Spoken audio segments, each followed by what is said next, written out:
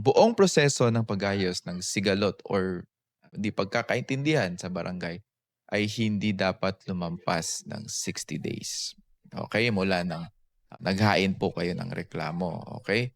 So, nakasulat sa Section 410 ng ating Local Government Code, 15 days po sa mediation sa harap ng kapitan, 'no? Kapag hindi nagkasundo diyan, puwedeng, buuin ni CAP yung pangkat tagapagkasundo, 'no. Pagkatapos nun may 15 days.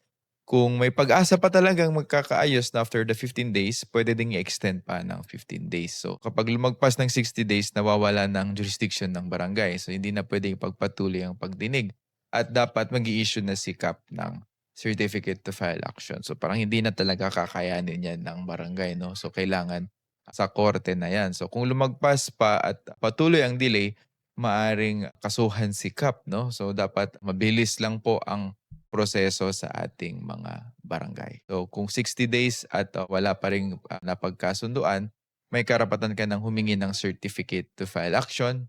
Ang hustisya sa barangay dapat mabilis, hindi dapat aabutin kayo ng siyam-siyam.